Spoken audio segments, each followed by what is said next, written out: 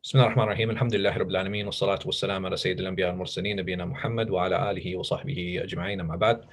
So what we're going to do, and like I had mentioned last time in the previous class, if you have any questions at any point, I'm not going to keep jumping back and forth between the chat, but if you guys want to just go ahead and just kind of stop me, or you can just say, excuse me or whatever. I believe all of the mics you guys can mute or unmute on your own, and just say, hey, I have a question, or hey, can you look at the chat? And I'll have no problem taking a stop at that point, stopping and looking at that point, because I'm not very good at multitasking.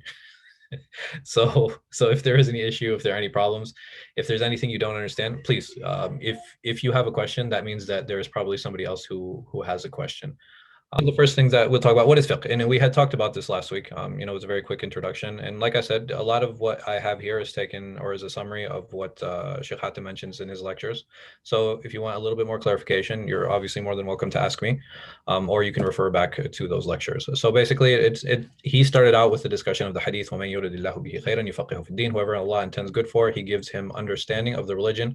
Fiqh is classically always mean to understand, right?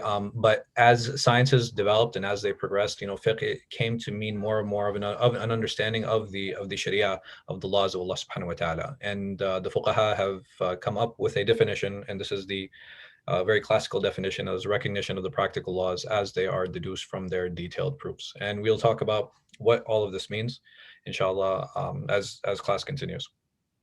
Which also leads us to the next question, is what is a madhab?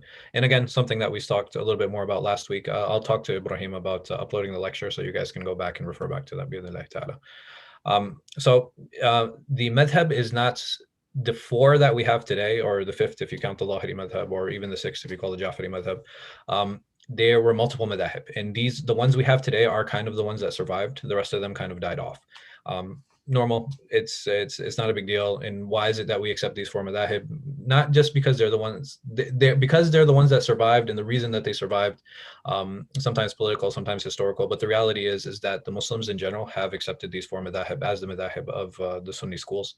Imam Shatibi mentions, and this is something that I think is really important and a really drive home point, that if a student is only familiar with one madhab, and he himself was Maliki, by the way, will only drive him towards zeal in his madhab and disdain of other madhahib. So what Sheikh Hatem talks about, and what I had actually spoken about last week also, is that how is it possible that you actually master one madhab, right? Even the masters of those madhab, they some of them, that's when they would start branching out. But it's very rare that somebody actually masters one madhab. And us as lay Muslims, there's very little chance that we'll actually get to a point where we'll master a madhab. And this is why it's important to kind of develop a madhab as a base, or take a madhab as a base, and then kind of expand out and move forward from that. The word madhab itself, it means a way, or it means a path. And Islamically, it's meant to represent legal schools of thought. And when we talk about a school of thought is basically a methodology and how to deal with the Quran and the Sunnah, and how to extract rulings from them. Oh, the fifth madhab was okay. So the fifth madhab is actually the Lahiri madhab, and it's here up on this slide now. These are the Sunni schools, right? So you have the classical madhab, which I'm sure all of you are aware of, with the Hanafi school, the Maliki school, the Shafi'i school, and the Ḥanbali school, and they're in that order because that's where they were in terms of timeline.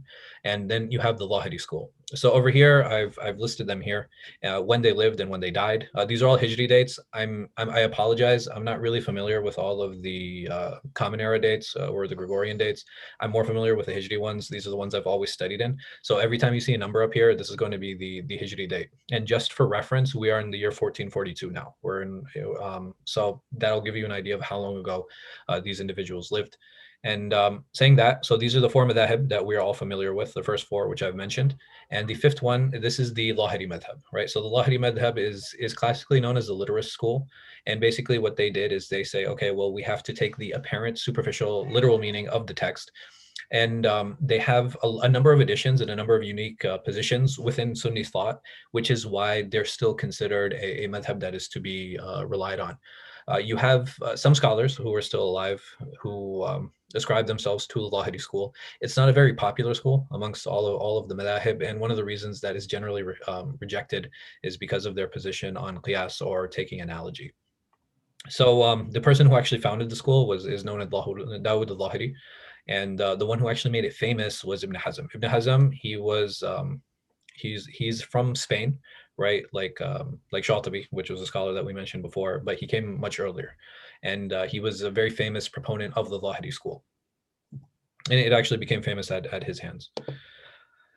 So how did the Hanbali madhab evolve? I'd say you have about like three major stages, and all of these are all teacher-student relationships. So if we start with Ahmed ibn Hanbal, and then Marudi, and then Khalal, and Khiraqi, and Ghulam al-Khalal.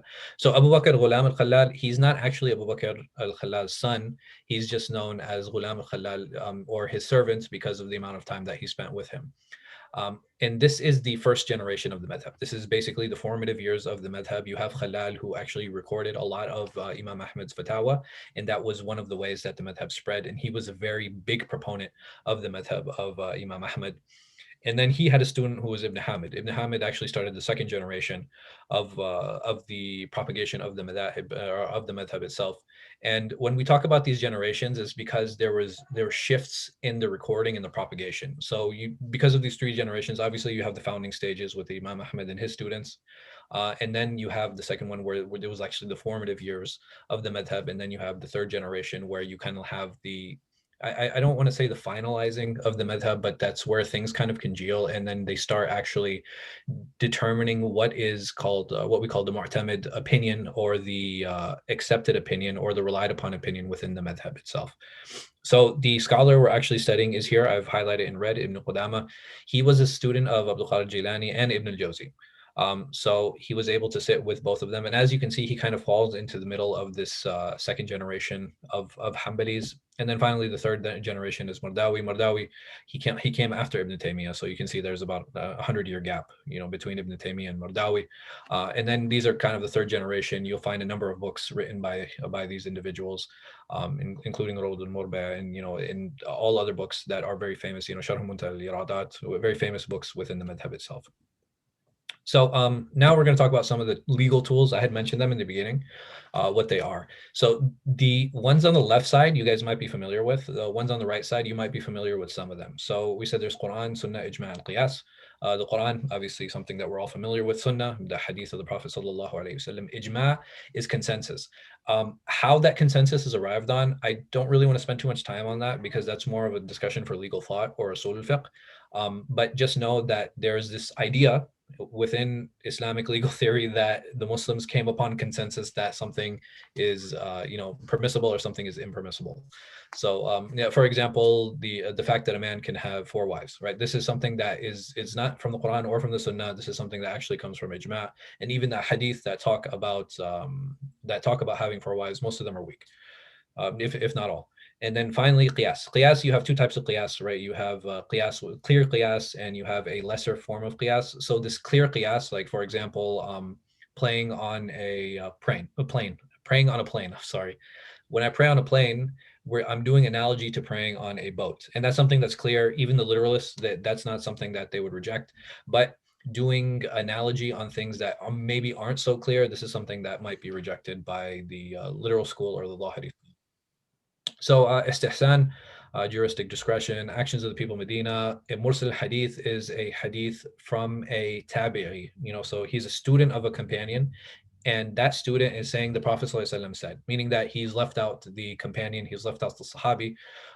Most of the scholars reject this. This is something that's accepted with conditions in the Shafi'i madhab. Weak hadith, this is something that is more prominent within the Hanbali madhab, and even that, again, there's levels to this and understanding it. Potential harms and benefits, these are called al-maslaha al-mursala, a statement of a companion, or fatwa sahabi. Previous sharia. So if I find something in the previous sharia, for example, Yusuf alayhi salam, he took a government position in a non-Muslim country. So because of that, because we don't have anything within our sharia that tells us what our involvement should be in non-Muslim governments, we can use that as a precedence to be involved in a non-Muslim government, because Yusuf alayhi salam did it, and we don't have anything in our personal sharia that actually forbids us from doing that.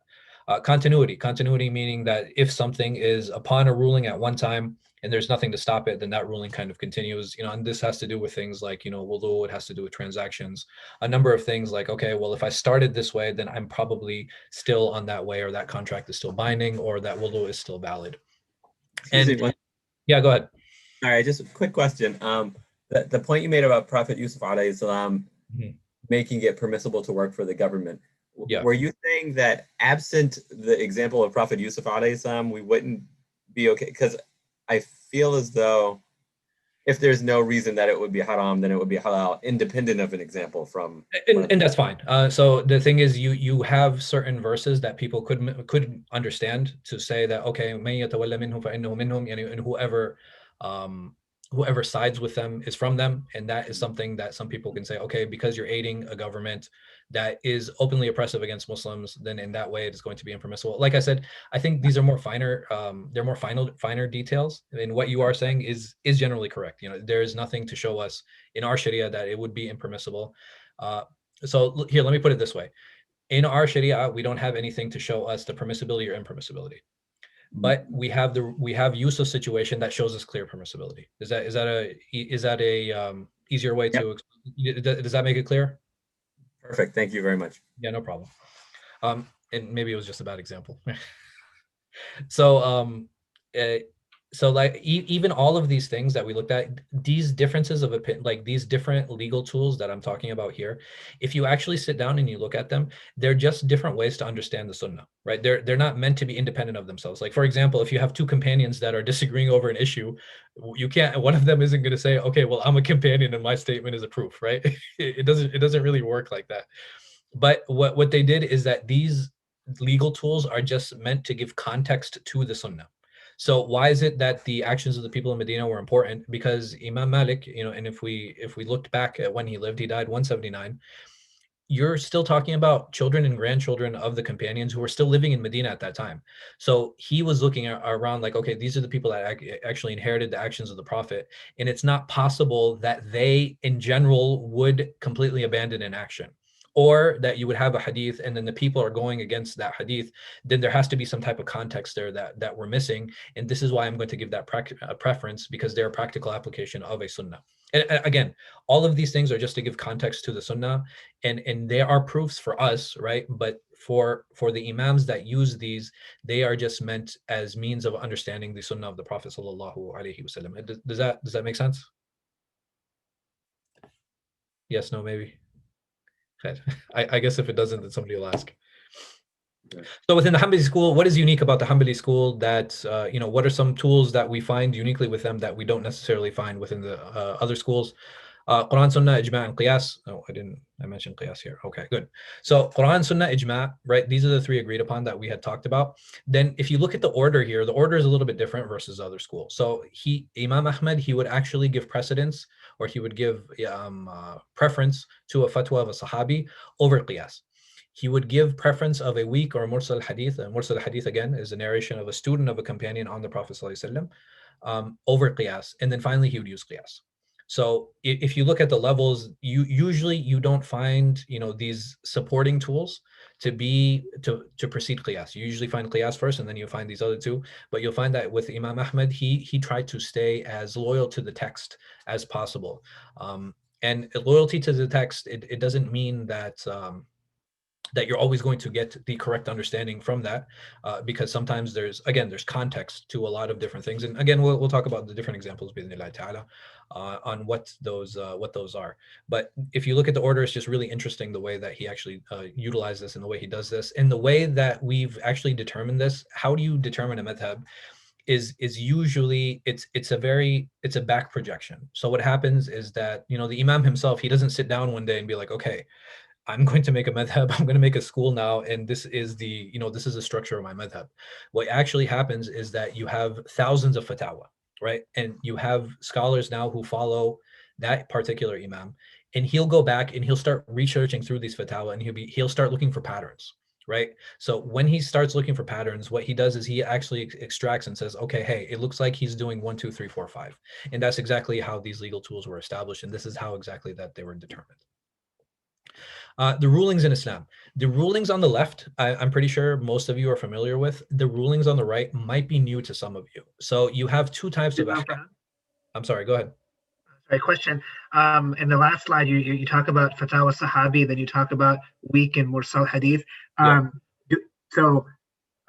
you mentioned earlier that a mursal hadith is a hadith that comes from a tabi'i that skips the generation of Sahaba.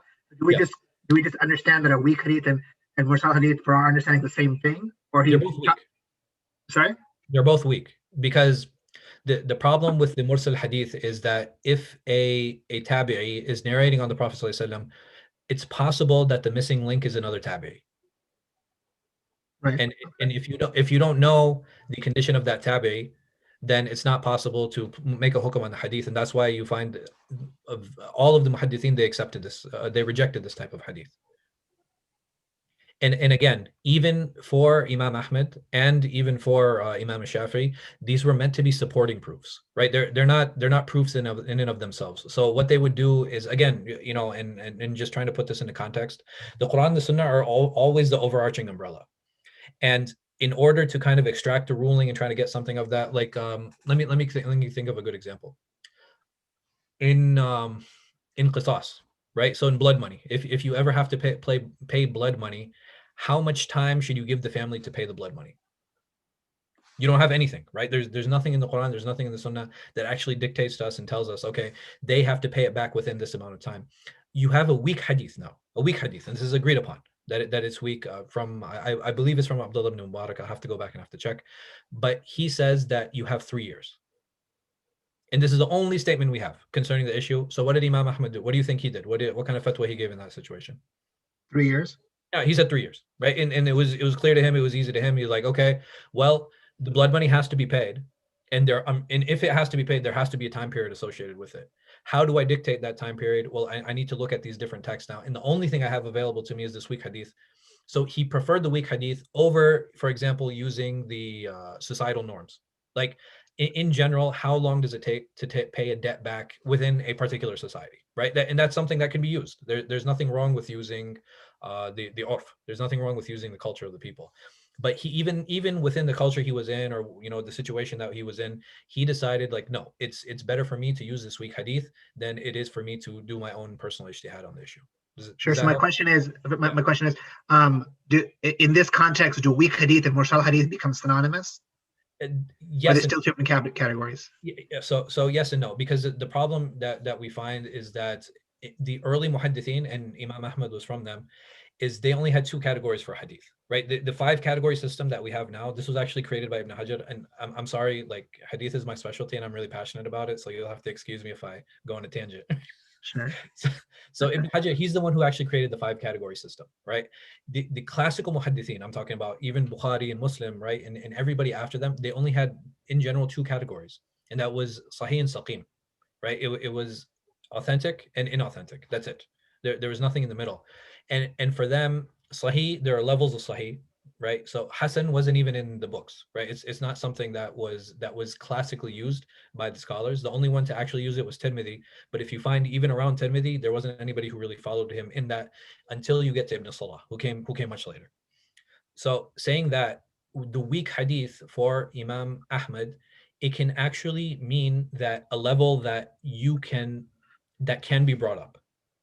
Right, meaning that if I have multiple weak narrations that don't have a liar in them, right, and somebody who's upright, but he might have a problem with his memory, those hadith can be combined and they can be brought up in status. So many of the scholars, they say that's what is meant by the weak hadith here, meaning iqabah li-taqwiya, meaning that it is able to be brought to a level of acceptance.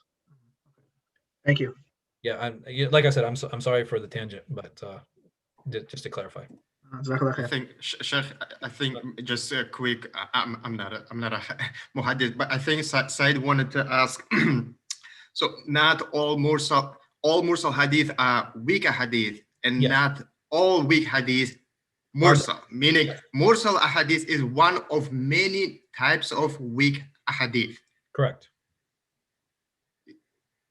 Thank you for the clarification. Yes, thank you.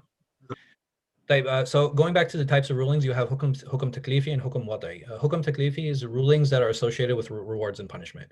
And it's called taklifi because these are the ones that actually show personal accountability. So this is the ruling on, you know, even though it's the ruling on the action, it's actually the ruling on the relationship of the person to the action.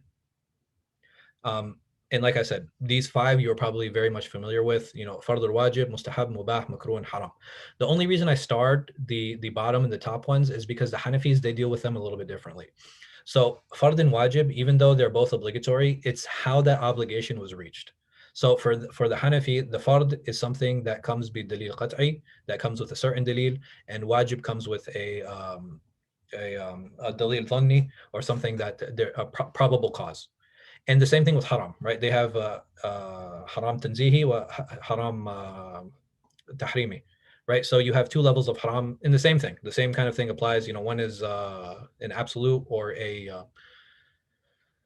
qat'i dalil, you know, like one without doubt, and then you have the other one which is probable cause. Are there any questions on these five? I believe that we're all familiar with them. I want to go through them one by one, but just in general. Is there anybody who's not familiar with these? Okay, I'll take that as a yes. So the ones that we really need to pay a lot of attention to are wajib and haram, or fard and haram. And the reason that we need to pay attention to those is because those are the ones that are actually associated with sinning. So if I leave off, number one, if I leave off a fard, right, or if I leave off a wajib, then there's a sin for that. And for haram, if I fall into haram, there's also a sin for that. 2, 3, and 4, there can never be any sin involved in it. There can never be any sin involved with those. It is possible that I get rewarded. So mustahab is something, if I do, I'm rewarded. And if I don't do it, there's no sin. Mubah, there's no reward, there's no sin. Makruh, if I do it, there's no sin. If I avoid it, I'm rewarded. So makruh is the opposite of mustahab, and you know, wajib is the opposite of haram, and mubah, like we said, is in the middle. Should I repeat that, or are there any questions? No, just quick question. Sure. Does this mean just complete careless and like excessive use of makruh, like doing makruh things would not incur any sin? Like there's no way you can get sin from makruh acts? No, you can't, because it's not haram. The only time is, so even what you're talking about, it can either be, right? It can either be israf, right? It could be excessiveness, which is sinful because of the excess. And an example of that, is it permissible to eat apples? Yes or no, Osama? As far as I'm aware, inshallah. Allahu Akbar. Alhamdulillah. So, we're on the right path. So, but what if I eat 13 apples in one sitting? Did you work out first? Like, what were the circumstances? No. No, but I'm saying in general, eating 13 apples in one sitting, this is excess. That seems excessive, absolutely. Right? It's excessive. So what have I done? I've actually fallen into haram at that point, because even though I've taken something that was initially jaiz, it was initially permissible, and I've abused it now. And an abuse or an excess of anything is something that's haram. So I can fall into a number of makruhat, right? I can fall into a number of things that are makruh. But does it mean I will get sin for those? No, absolutely not. I will only get into sin if I fall into haram. And even that, the haram would be in excess. And for example, if I spent the entire day playing video games, right? I played from Fajr until Isha. The only time I took breaks were to pray and to eat. Did I do anything wrong? Yes. What did I do wrong? Where's the sin? You wasted so much time. Did you neglect your family? Did you have other responsibilities that you were impacted? It was my day off. I fulfilled my responsibilities the rest of the week. And you didn't owe nothing to your wife? No, I didn't. I took her out. I promised her that like, listen, Wednesday is our day. I took her out on Wednesday, and I was like, Saturday is my day. My ruling would be, go ahead. You're good. You go ahead, right? You'd be okay with that. No, I'm saying even Islamically, is there a sin on me? No, it's makruh. Right. I mean, it's not, you know, it's not the best use of my time, right? And you know, but does it, as long as I have fulfilled Allah's rights and I fulfilled everybody else's rights and the rights upon myself, I can basically do whatever I want as long as it's jaiz. So I'm not trying to be difficult, but I feel like that is a much worse thing than eating 15 apples. And that's always going to be subjective, right? Because something you might see to be worse, somebody else might not be, right? Somebody might watch, you know, for car build videos all day. Somebody might study the migration patterns of like meerkats. You know, the thing is, there's just so much, you know, laghu out there, right? There's so many things that have quote unquote no benefit, but just because it has no benefit doesn't make it haram. Fair. right? And again, this is going to be subjective. I can waste, quote unquote, waste my entire day. But if I fulfilled Allah's rights, I fulfilled others' rights, and I fulfilled my rights, technically, I haven't done anything wrong. And Gotcha. And one of the reasons that I bring this up, and I know it's a bit of a sidetrack to the discussion, is because me growing up, I've always had this sense of guilt, right? that wasting time is sinning, and I always used to have this sense of guilt. But the reality is, there's no reason to carry that sense of guilt, and the reason that I have such a problem with that is because when you carry the sense of guilt, then there's no way to kind of get over it, and you're constantly in the state of sin. And at one point you just give up because you're like, well, this isn't realistic. I can't maintain this. So, may Allah protect us, and don't waste your time. So, sure. Can I ask one usuli question here? Ahlan. So we say haram, we can only establish haram through dalil qat'i, صح? No. And the Ahnaf, yeah. So for the haram, even for the rest of the madhāhib, whether it's dalil qat'i or dhanni, it's okay. Okay. It's haram. The Ahnaf, they do tafriq, right? They have haram tanzihi or haram tahrimi, right? Yeah. In the tahrimi, that is dalil qat'i, and tanzihi is dalil dhanni, and even in both of those situations, it's still haram to them too. Okay. It's only how is the haram established. That's it. That's the only difference.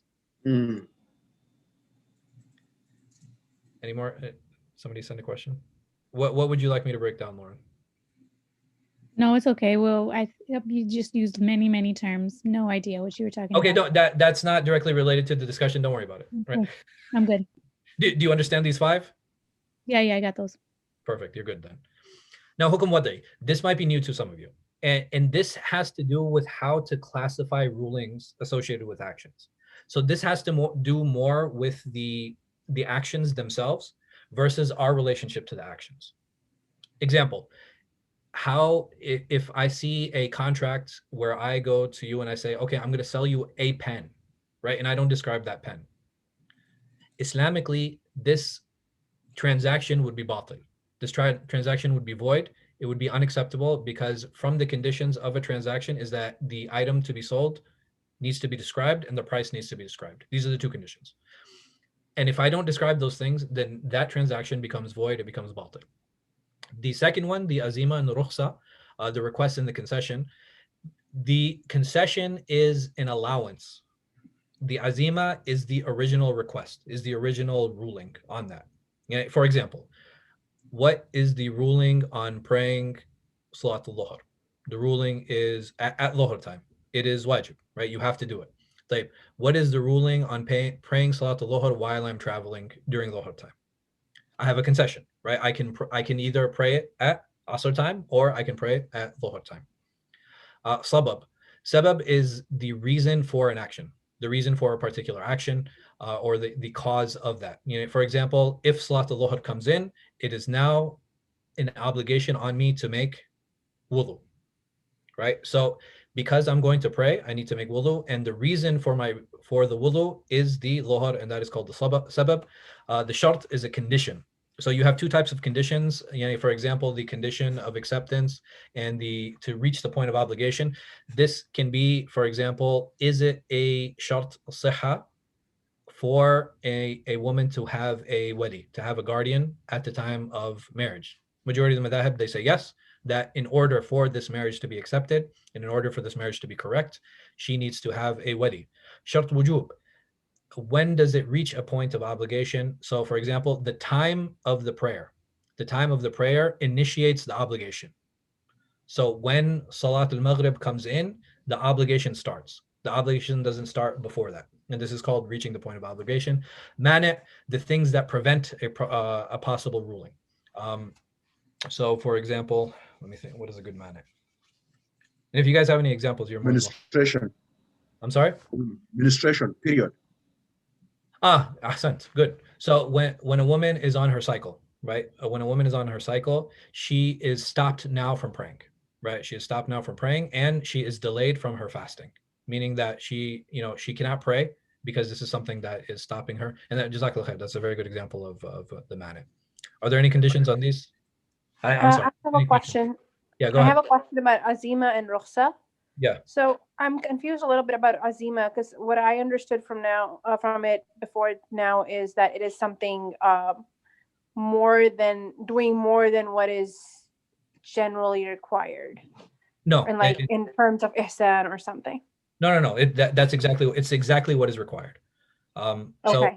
for example, when Ramadan starts, I am required to Right. Fast. fast.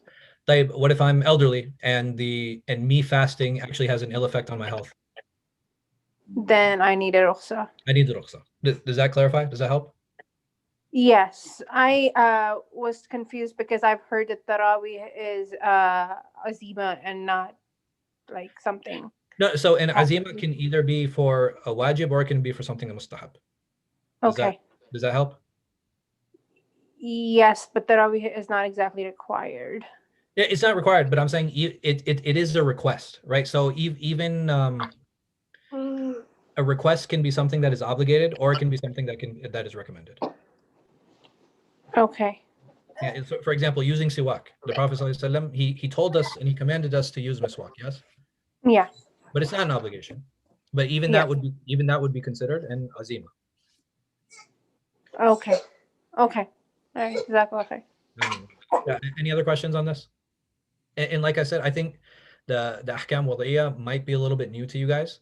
I'm sure you've heard some of these words, here and there. I just tried to, match them with the hukum taklifi, because I think it's really important to understand all of these terms.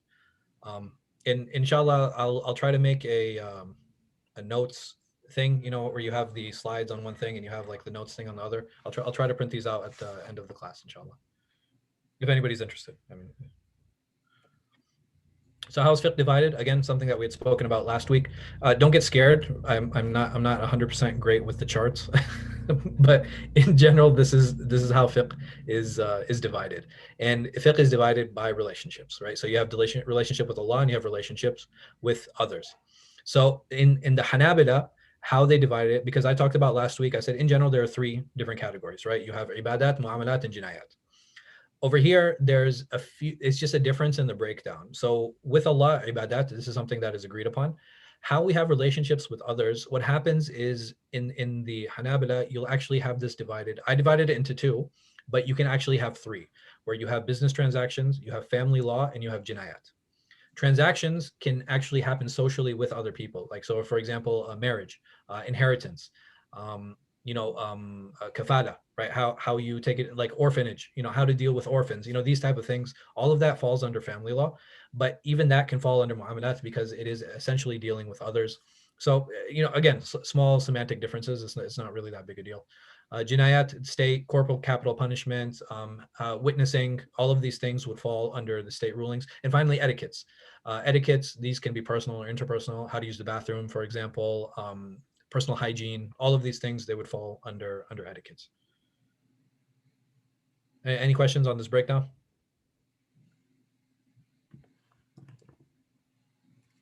Yeah, I was just about to ask what Oda asked. Do we get these slides at any point? Yeah, so what I'm going to do is I'll send them to him, inshallah, and what we can do is, you have like 3 or 4 slides on a page and then space to write on the side. Would that be good? Yeah, that would be wonderful, mashallah. Okay, so we'll do that. Any questions on this though, on the divisions? Anybody have any questions here? Right? Anybody want any clarification? No? Okay, we'll move on. So who does fiqh apply to? It applies to the mukallaf. Mukallaf is basically anybody who has the ability and who has the, who's liable and authorized.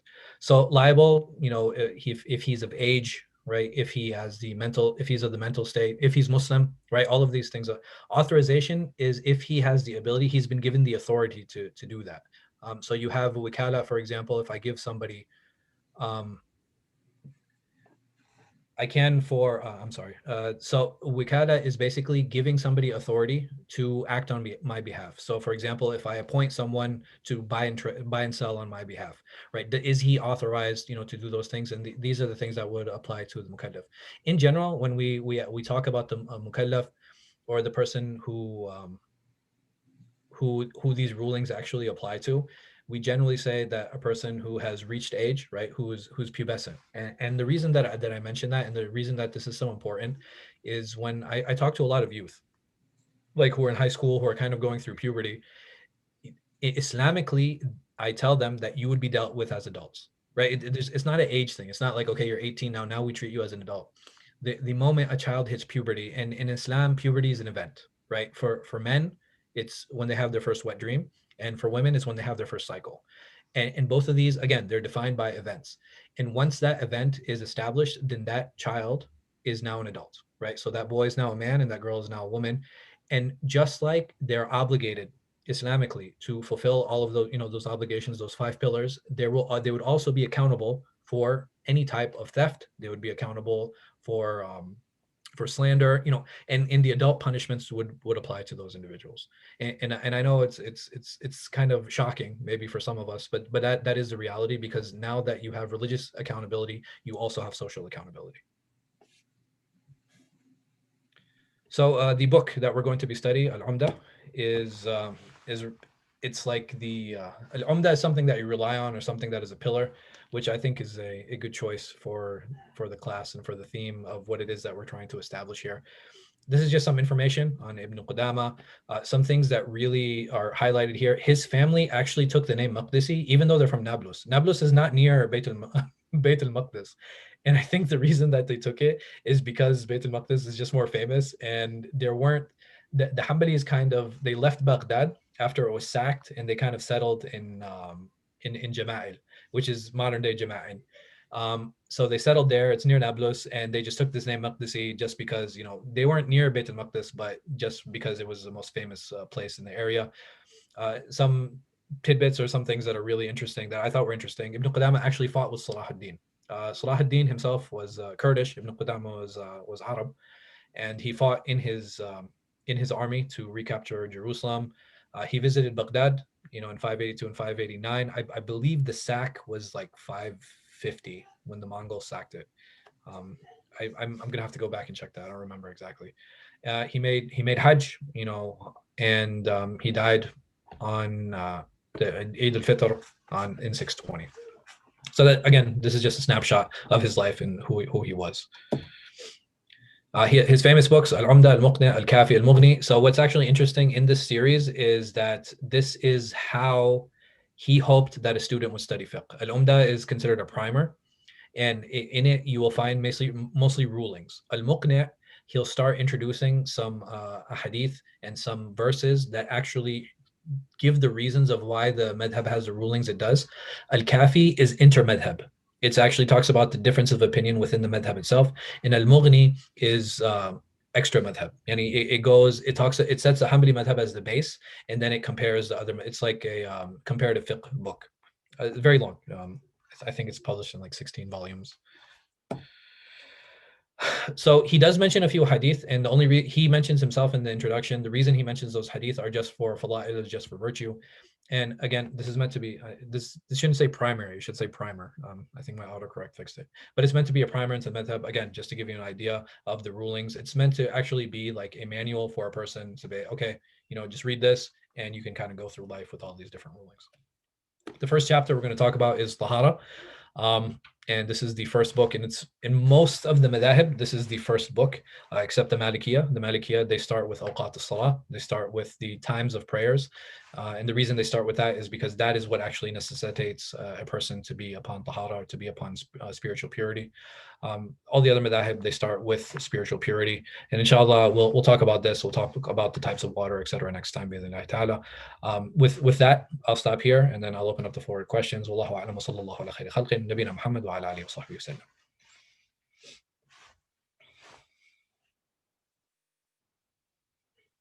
This is a kind of tangent question, but I'd never heard like kind of like being of age, like the being described as a mukallaf as like an event for male as well, like for boys.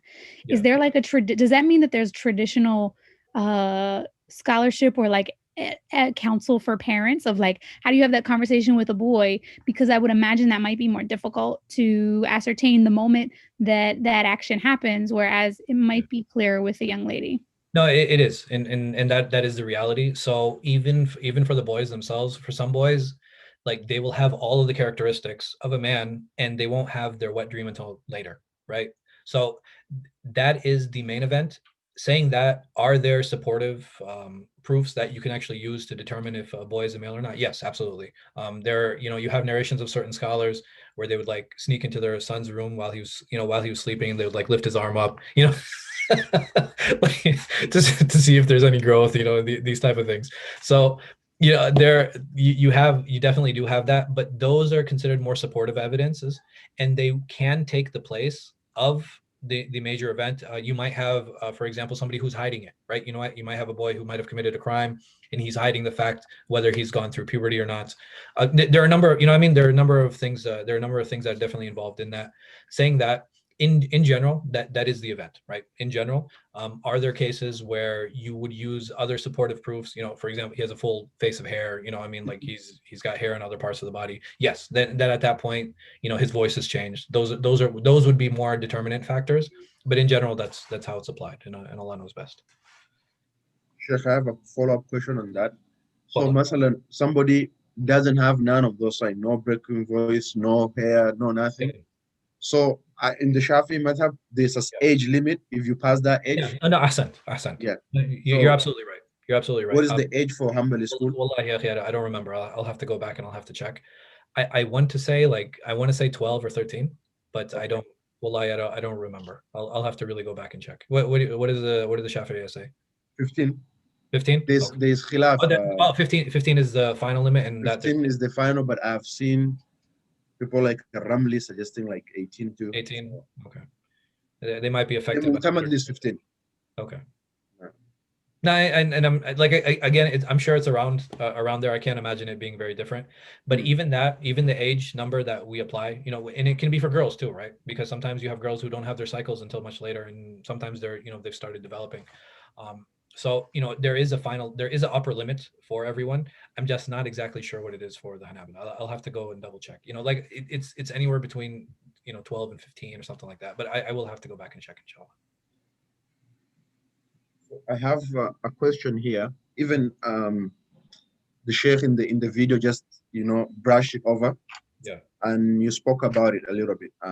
So what is the methodology of making tada'if of hadith or weakening the hadith pre Ibn Hajar and post Ibn Hajar? I know post Ibn Hajar is the 5 that we all know, and specifically focused on the 2, on the dab and the hifd. Yeah. So what is ضبط والحفظ يعني ضبط نعم. عدل ونعم ضبط. Yeah. نعم. But pre, what were they checking? No, it was the same thing. It's only how you classify those hadith. Okay. So I don't want to say pre Ibn Hajar, but like pre Ibn Salah. Okay, because Ibn Salah, he's the one who actually introduced the idea of Hasan into the mainstream hadith culture. Pre Ibn Salah, you only had Sahih and Saqim. No. And then they would use other words to kind of represent those. So like, from them was Da'if, from them was Munkar, from them was Hasan, from them was Jayyid, from them was Qawi, right? But in general, these were the 2 rulings that all the hadith revolved around. But so when you have, for example, even Imam Bukhari himself, when he says Sahih al-Bukhari, what does he mean? In our modern terminology, it actually means hadith that are Sahih and hadith that are Hasan. That's all. What's kind of funny, and again, I don't mean to go on too much of a tangent.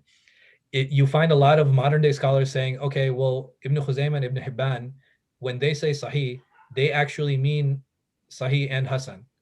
Why is it different for them when they don't even say that? But it doesn't apply to Bukhari and Muslim. But like I said, I didn't want to get into too much of a tangent. Do you have any other questions? Because Sayyid raised his hand. Sayyid, go ahead. We'll come back if you have any more, inshallah. I do, but outside Kharij al-Madha. خلاص. Go ahead, Sayyid. Sure. I have two questions. First one, you mentioned a term. I want to see if you could just repeat it. It said this is the opinion that's relied upon by the school. Yeah, it's called the mu'tamad. Mu'tamad. Yeah. And in the Hanafis, they don't use that term. They use mufta bih, the one that's given fatwa in the madhab. Thank you. And then a second question. You went over the hukum, I spell that. Went over hukum Khalifi, and you talked about the 5. Yes. No, I'm sorry. Before they talked about the methodology of the school, we talked about the fatwa sahabi and the weak hadith and the qiyas. Sheikh Hatem, when he talks about the proofs in his video, he goes over a different list. Is that irrespective of the Ḥanbali school, or is that something else? He talks about like Quran, Sunnah, ijma, qiyas, juristic preference, public interest, blocking the means, and previous legislation. Yeah. So you find that if you go, you see the slide that I have up now. Look on the differed over. So I mentioned a lot of them here, but there are more than this. So he wasn't mentioning that it was for the Ḥanbalis. He was just kind of throwing them out there. Yeah. He was just mentioning them. This is actually specific to the Ḥanbali school. Okay, perfect. Thank you. Saying that the other tools that they use, for example, al-masalim al-mafasid, this is something that is very common in the Ḥanbali school for public good. Okay. Right, and again, there are more than this. In general, this is the major madhab that is applied when dealing with the proofs. Okay. Then I have another question. I can hit that one up. Oftentimes I hear this discourse where the Ḥanbali school is very often associated with being very textual, right? Yeah. Where does this come from? Is this like a misconception? Like, are we going to get into that later, maybe, or something? Or what does that mean? Well, there's a few reasons, right? The first reason being that Imam Ahmad himself, he was the most prolific hadith writer amongst the 4 imams, right? So he actually has a musnad, that we have that has reached us, where he has a number of hadith. He himself was a teacher of Bukhari. He sat with many of the major hadith scholars of the age. Even Imam Shafi'i, he sat with Shafi'i. And Shafi'i said to him, he's like, hey, listen, if you have a hadith, let me know so I can incorporate it into my rulings. So Imam Ahmad, he was known to be a scholar of hadith, right? He wasn't just a faqih, he was known to be a scholar of hadith.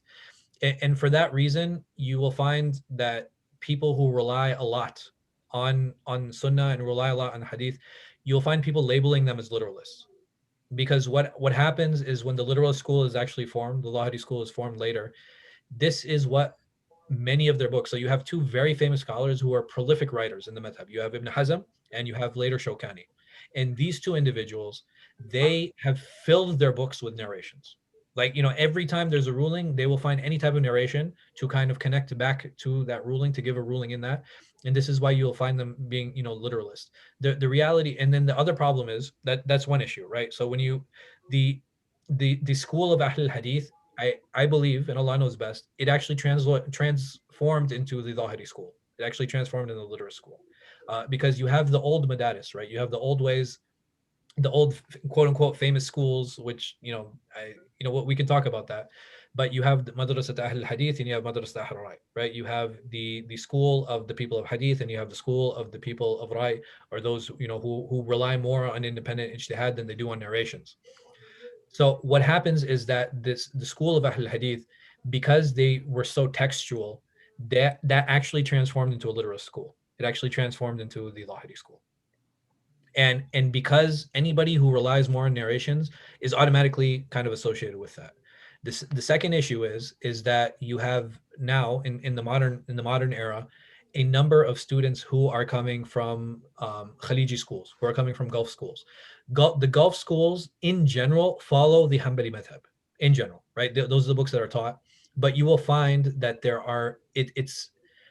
it's not purely Ḥanbali. It's actually very much a mix of Ḥanbali and Lahiri rulings. If you actually go through the curriculum, and because it's a mix of Ḥanbali Lahiri leanings, this is the image that many people get when many of these students come back. That they look at it, okay, well, these are Ḥanbalis. That means Ḥanbalis must be very literalist. Okay. So, wallahu alam, so one is historical and one is political. If that helps. And a bit of its perception, it sounds like. Yeah, so it's political, right? So the thing is, like, does the Gulf own the Ḥanbali madhab? No, it doesn't. Just like the subcontinent doesn't own the Hanafi madhab, right? So, but those are one representation of an understanding of the madhab, and because you can't look at a Darul Uloom graduate and be like, okay, he represents the Hanafi madhab. Right. right? And it's the same way you can't look at a Gulf student and say he represents the Ḥanbali madhab. They're one expression of that, but they don't encompass the entirety of it.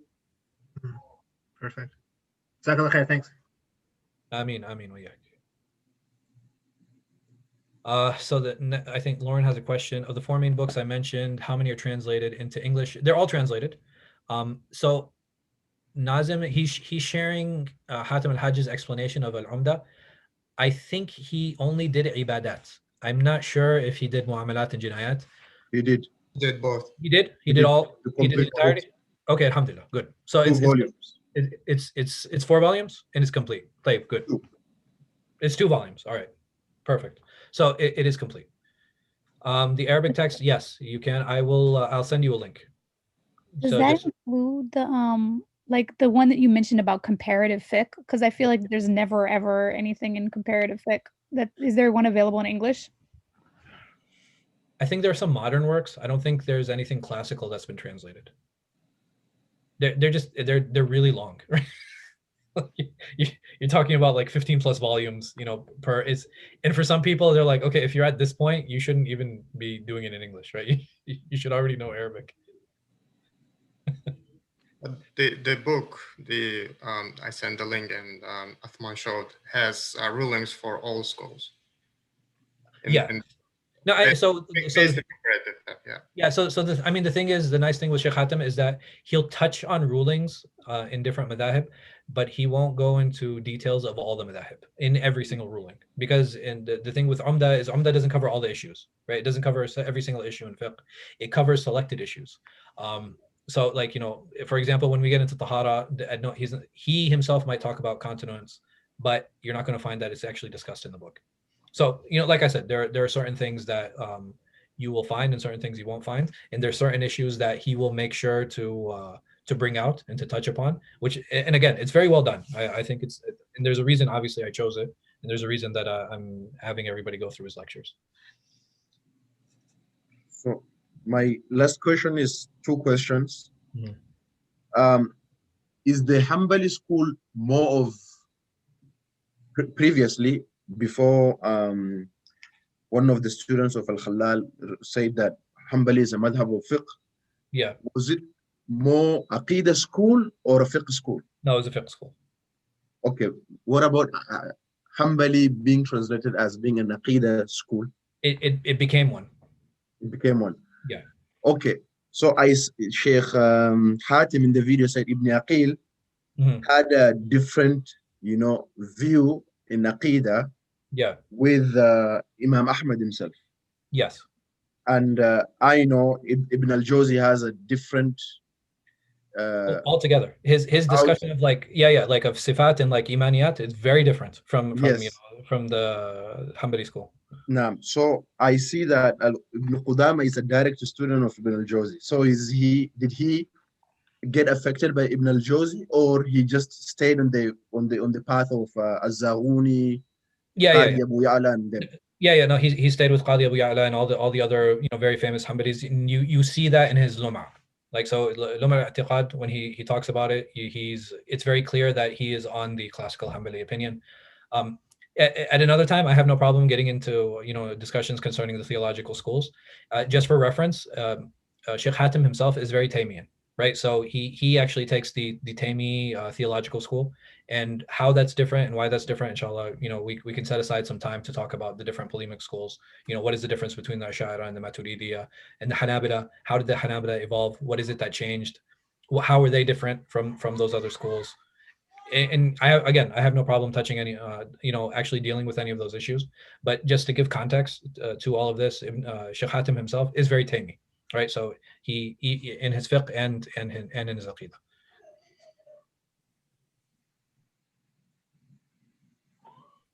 I guess if we don't have any other questions, we can end here. Barakallah fikum, Shaykh. Wa fika barakallah. Subhanakallah wa hamdik wa ashhadu an la ilaha illa anta astaghfiruka wa atubu ilayh. Inshallah, I will put the next set that we're going to go over in class in the WhatsApp group, inshallah. Assalamu alaikum wa rahmatullah. Wa alaikum assalam.